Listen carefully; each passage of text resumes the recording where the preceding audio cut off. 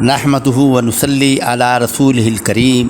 برادران اسلام، ایمان حضرت سیدنا ابو طالب قرآن و سنت کی مدلل اور ناقابل تردید شواہد کی روشنی میں آپ کا مومن کامل ہونا ملاحظہ فرمائیں۔ ایمان حضرت ابو طالب کے متعلق دو قسم کی روایات پائی جاتی ہیں۔ ایک روایت امام بخاری اور امام مسلم کی ہے، دوسری روایت دیگر محدثین نے بیان فرمائی ہے۔ صحیح بخاری اور صحیح مسلم کی روایت میں حضرت ابو طالب کی روایت سعید بن مسیب کے والد سے بیان کرتے ہیں کہ جب حضرت ابو طالب بیمار ہوئے، تمام قریش کے سردار ابو جہل سمیت سب جمع ہوئے۔ نبی اکرم صلی اللہ علیہ وسلم نے اپنے چچا حضرت ابو طالب کو کلمہ لا الہ الا اللہ کی دعوت دی، لیکن انہوں نے انکار کر دیا کہ میں اپنے آباء و اجداد کے دین پر ہوں۔ نبی اکرم صلی اللہ علیہ وسلم نے فرمایا، اے چچا، میں آپ کے لیے مغفرت اور بخشش کی دعا کرتا رہوں گا اور بروز قیامت شفاعت کروں گا۔ پھر صحیح بخاری کی روایت کے مطابق قرآن مجید کی سورۃ توبہ آیت نمبر 113 خاص طور پر حضرت ابو طالب کے لیے نازل ہوئی تھی۔ ما کان لنبی والذین آمنوا ان یستغفروا للمشرکین لو کانوا اولی قربی من بعد ما تبین لهم انہم اصحاب الجحیم۔ نبی کریم اور ان لوگوں کے لیے جو ایمان لائے ہیں کبھی جائز نہیں کہ وہ مشرکین کے لیے بخشش کی دعا کریں، خواہ وہ قرابت دار ہی کیوں نہ ہوں۔ اس کے بعد ان کے لیے صاف ظاہر ہو گیا کہ وہ یقیناً جہنمی ہیں۔ پھر قرآن مجید کی یہ آیت لا یخفف عنکم من عذابها، مشرکین پر حق واضح ہو جانے کے بعد، حجت تام ہونے کے بعد ان کی سزا میں کمی نہیں کی جائے گی۔ مسلم شریف کی حدیث میں ہے کہ نبی اکرم صلی اللہ علیہ وسلم ارشاد فرماتے ہیں کہ ابو طالب کو ہم نے وجدتہ فی النار، انہیں جہنم کی گہرائیوں میں پایا، اور ہماری شفاعت کی وجہ سے ان کا عذاب پاؤں تک رہ گیا، اور ہماری شفاعت کی وجہ سے ان کے عذاب میں کمی کر دی گئی۔ اصول حدیث کے نزدیک کسی حدیث کے صحیح ہونے کے لیے اس کی سند کے ساتھ متن بھی دیکھا جاتا ہے۔ سند اور متن چیک کرنا دونوں کا ضروری ہے۔ جب متن اور سند صحیح ہو تو وہ حدیث صحیح ہوگی۔ اگر متن اور سند میں شک آ جائے تو اسے قبول نہیں کیا جائے گا۔ امام بخاری کی اس روایت پر علماء اعتراض کرتے ہیں کہ یہ قرآن کے واضح حکم کے خلاف ہے۔ جب اللہ تعالیٰ نے شفاعت اور استغفار کرنے سے منع کر دیا، اور امام بخاری کے نزدیک یہ آیت نازل ہی حضرت ابو طالب کے متعلق ہوئی، وَلَوْ كَانُوا أُولِي قُرْبَىٰ، اگرچہ رشتہ دار کیوں نہ ہوں، ان کے متعلق استغفار نہیں کرنی، شفاعت نہیں کرنی، پھر آپ نے شفاعت کیسے کر دی؟ پھر امام بخاری کے مطابق استغفار اور شفاعت قبول بھی ہو گئی اور ان کے عذاب میں کمی بھی کر دی گئی۔ جہنم کی گہرائیوں سے نکال کر عذاب پاؤں تک رہ گیا، جبکہ قرآن مجید میں واضح حکم ہے کہ حق واضح ہونے کے بعد، حجت تام ہونے کے بعد ان کے عذاب میں کمی نہیں کی جائے گی۔ ابو طالب نے حق واضح ہو جانے کے بعد انکار کیا اور کفر پر قائم رہے، تو پھر شفاعت اور ان کے لیے استغفار کیسی؟ یہ قرآن کے واضح حکم کے خلاف ہے۔ پھر سزا میں کمی کیسی؟ پھر آخرت میں اور مغفرت اور شفاعت کیسی؟ علاوہ ازیں حضرت ابو طالب کے متعلق یہ واقعہ سعید بن مسیب کے والد بیان کر رہے ہیں، جو کہ فتح مکہ کے بعد مسلمان ہوئے تھے، اور ان کا شمار نہ مہاجرین میں ہے نہ انصار میں، صحابی ضرور ہیں، لیکن یہ واقعہ 12-14 سال پہلے کا بیان کر رہے ہیں۔ بخاری اور مسلم میں یہ بھی ذکر نہیں کہ انہوں نے اسلام کے بعد یہ واقعہ کس سے سنا؟ حالت کفر میں سنا یا مسلمان ہونے کے بعد؟ جس سے سنا وہ بھی مسلمان تھا یا غیر مسلم؟ علاوہ ازیں روایت ایک راوی سے دوسری راوی سے بیان کرتے وقت روایت کے الفاظ و مفہوم میں فرق آ جاتا ہے۔ علامہ قرطبی، علامہ جلال الدین سیوطی، علامہ قسطانی، علامہ بدر الدین عینی فرماتے ہیں جو روایت قرآن کے خلاف ہو اس کے متن کو قبول نہیں کیا جاتا، فهو مردود فی تعارض القرآن۔ اس کے برعکس حضرت عبداللہ ابن عباس یہی واقعہ صحیح سند کے ساتھ بیان فرماتے ہیں۔ وہ فرماتے ہیں کہ واقعہ ایسا نہیں تھا، در حقیقت واقعہ یہ تھا کہ حضرت ابن عباس امام ترمذی سے یہ واقعہ صحیح سند کے ساتھ، جس کو امام ترمذی فرماتے ہیں سند حسن صحیح، یوں بیان فرماتے ہیں، جس سے بات بالکل واضح ہو جاتی ہے۔ در حقیقت واقعہ یہ تھا کہ جب حضرت ابو طالب بیمار ہوئے، قریش کے سردار ابو جہل سمیت جمع ہوئے، بستر پر ابو جہل بیٹھ گئے تاکہ رسول اللہ صلی اللہ علیہ وسلم ان کے ساتھ بیٹھ نہ پائیں، کیونکہ نبی اکرم صلی اللہ علیہ وسلم سے حضرت ابو طالب کی بہت محبت تھی۔ قریش کے سرداروں نے اور ابو جہل نے حضرت ابو طالب سے رسول اللہ صلی اللہ علیہ وسلم کی شکایت کی کہ اے ابو طالب، آپ اپنے بھتیجے کو سمجھائیں جن کی وجہ سے ہماری سرداری داؤ پر لگ گئی ہے، وہ کیا چاہتے ہیں؟ رسول اللہ صلی اللہ علیہ وسلم تشریف لائے تو حضرت ابو طالب نے آپ سے کہا، اے ابن اخی، اے بھتیجے، یہ لوگ آپ سے کچھ پوچھنا چاہتے ہیں، آپ ان کو جواب دیں۔ رسول اللہ صلی اللہ علیہ وسلم نے فرمایا، میں ان سے ایک کلمے کا مطالبہ کرتا ہوں، کلمۃ واحدہ، اگر یہ مان لیں تو عرب عجم کی سرداری ان کی ہوگی۔ حضرت ابو طالب نے پھر پوچھا، صرف ایک کلمہ؟ آپ نے فرمایا ہاں، ایک کلمہ۔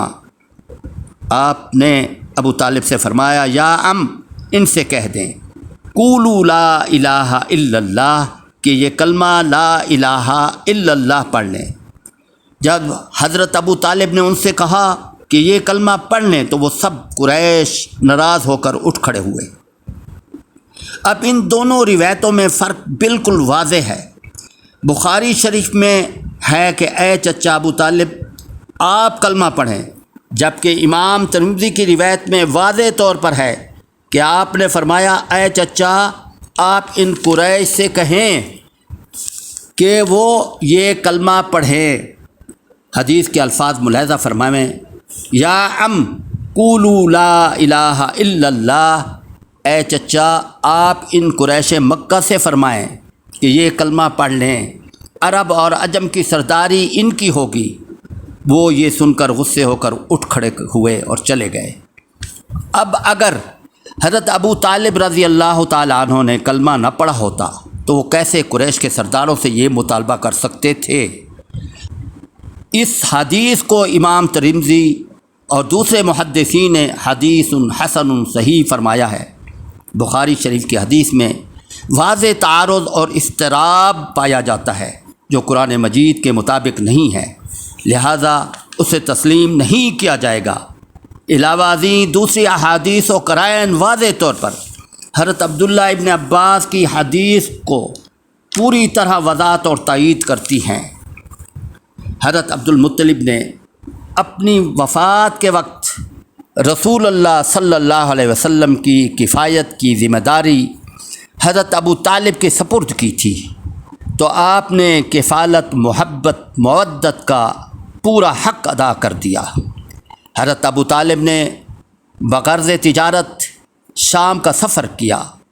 مصائب سفر کے خیال سے محمد صلی اللہ علیہ وسلم کو مکہ چھوڑ گئے۔ جب آپ اونٹ پر سوار ہونے لگے تو رسول اللہ صلی اللہ علیہ وسلم چچا کے زانوں سے لپٹ کر رونے لگے، تو حضرت ابو طالب کو محبت دیکھیے، تو حضرت ابو طالب کی محبت دیکھیے کہ فوراً آپ کو اپنے ساتھ اونٹ پر سوار کر لیا۔ سرحد شام پر بصرہ کے قریب قافلہ ٹھہرا۔ اور وہاں بحیرہ راہب نے سے ملاقات ہوئی جو مذہب نصرانیت کا بڑا عالم تھا۔ بحیرہ راہب گرجا میں بیٹھا دیکھ رہا تھا کہ آپ پر ابر سایہ کیے ہوئے ہے اور درختوں کی ٹہنیاں آپ کی تعظیم میں جھک رہی ہیں۔ تمام قریش کی بحیرہ راہب نے دعوت کی، سیدنا محمد صلی اللہ علیہ وسلم کو اپنی گود میں بٹھایا، آپ کی پشت پر مہر نبوت دیکھی، انجیل شریف کی بشارتوں کو پڑھ کر آپ کے نبی آخر الزمان ہونے سے ابو طالب کو مطلع کیا اور نصیحت کی کہ ان کو ملک شام میں نہ لے جانا، یہ اپنے زمانہ کے نبی آخر الزمان ہیں۔ تو حضرت ابو طالب نے سفر ملتوی کر کے رسول اللہ صلی اللہ علیہ وسلم کو بعافیت فوراً واپس مکہ لائے، یعنی حضرت ابو طالب کو آپ کی نبوت کا یقین کامل ہو چکا تھا کہ اللہ کے نبی ہیں اور رسول ہیں۔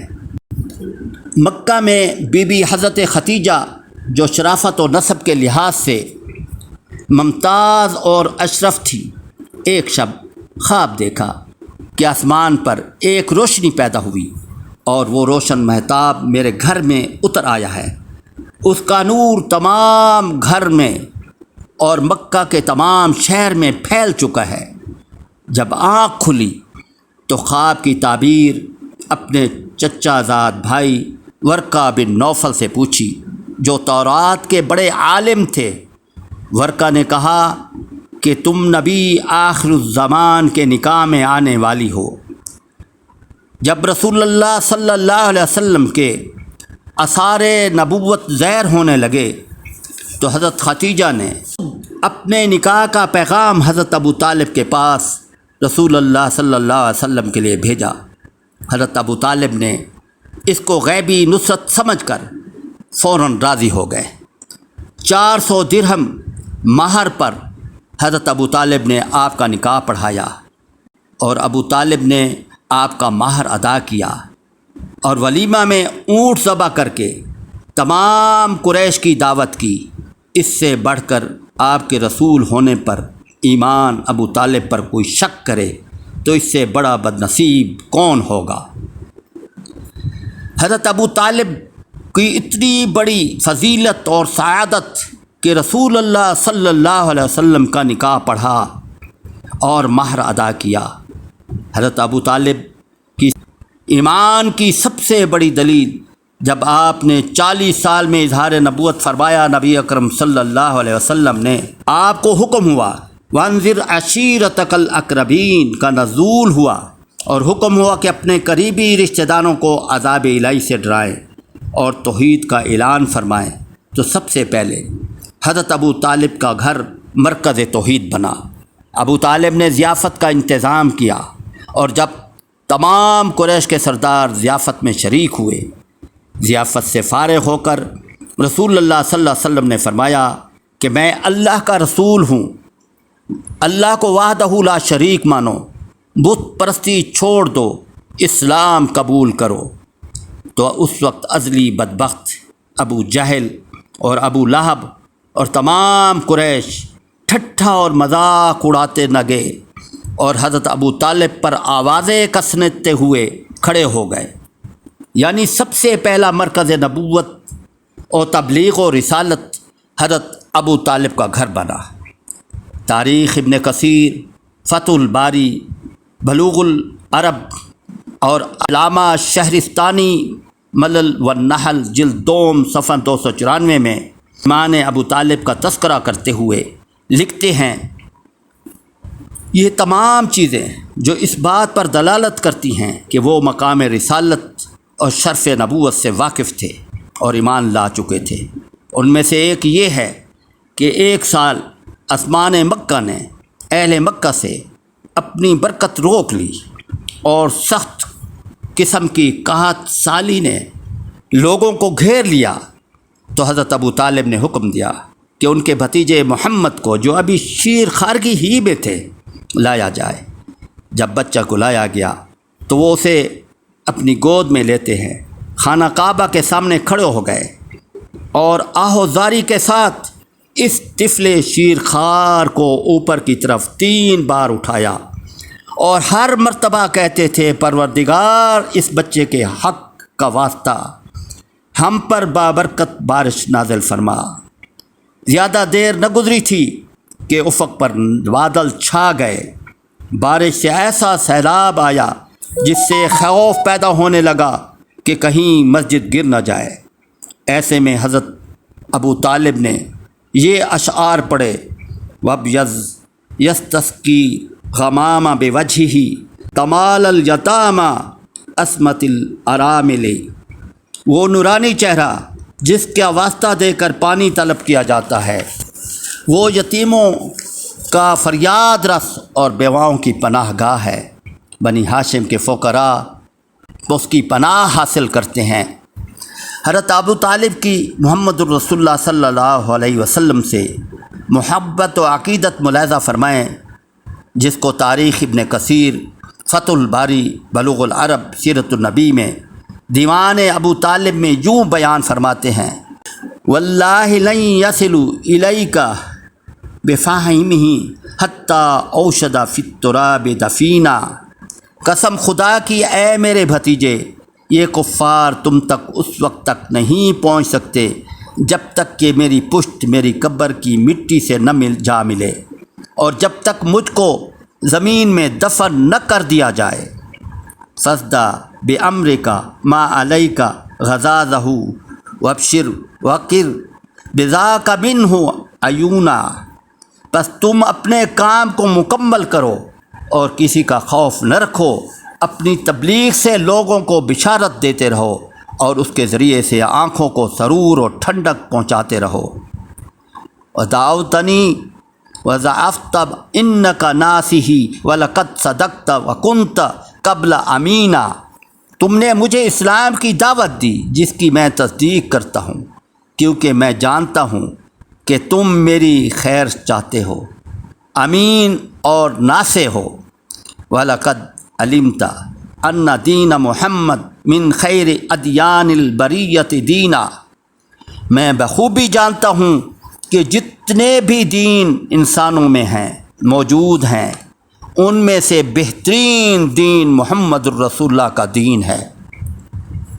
لم تعلموا انا وجدنا محمدا نبیا کموسیٰ خط فی الاول الکتب۔ اے قریش، کیا تم لوگ نہیں جانتے کہ ہم نے محمد کو ویسا ہی نبی پایا ہے جیسے نبی موسیٰ علیہ السلام تھے، اور ان کا ذکر گزشتہ کتابوں میں موجود ہے۔ انت رسول اللہ نعلمہ علیک نزل من ذی العزۃ الکتب۔ ہم یہ جانتے ہیں کہ آپ ہی رسول برحق ہیں، اسے خداوند عالم نے مبعوث برسالت فرمایا ہے، اور اس عزت والے خدا نے آپ پر کتاب نازل فرمائی ہے۔ حضرت ابو طالب نے ایسے واضح طور پر اظہار اسلام اور اظہار رسول کریم صلی اللہ علیہ وسلم سے محبت اور مومن کامل ہونے پر اب کون انکار کر سکتا ہے؟ رحیق المختوم صفحہ نمبر 110 میں مرقوم ہے کہ جب حضرت ابو طالب نے بڑھاپے میں قدم رکھا تو اللہ تعالیٰ نے رسول اللہ صلی اللہ علیہ وسلم کی نبوت اور رسالت کی نگہبانی کے لیے حضرت ابو طالب کو مقرر کیا، اور آپ حضرت ابو طالب شیب ابی طالب میں قید کر دیے گئے۔ جب سب لوگ آرام کرنے کے لیے اپنے اپنے بستر پر چلے جاتے تو حضرت ابو طالب حضور اکرم صلی اللہ علیہ وسلم کو حکم دیتے کہ وہ ان کے بستر پر آ کر سو جائیں۔ حضور صلی اللہ علیہ وسلم کے بستر پر اپنے بیٹوں کو سونے کا حکم دیتے تھے۔ اگر دشمن حملہ بھی کرے تو بیٹوں کو رسول اللہ صلی اللہ علیہ وسلم کی عزت و عصمت پر قربان کر دیں، لیکن رسول اللہ صلی اللہ علیہ وسلم پر آنچ نہ آنے دیں۔ اس سے بڑھ کر عاشق رسول مومن کامل کون ہو سکتا ہے؟ اب بھی اگر کوئی حضرت ابو طالب رضی اللہ تعالی عنہ کے مومن کامل ہونے پر شک کرے تو ایسا بدنصیب دنیا میں کون ہو سکتا ہے۔ وآخر الدعوانا للحمد للہ رب العالمین۔ ویڈیو کو سبسکرائب فرما کر دوست و احباب کو بھیج کر اجر عظیم کے مستحق ہوں۔ جزاک اللہ خیر۔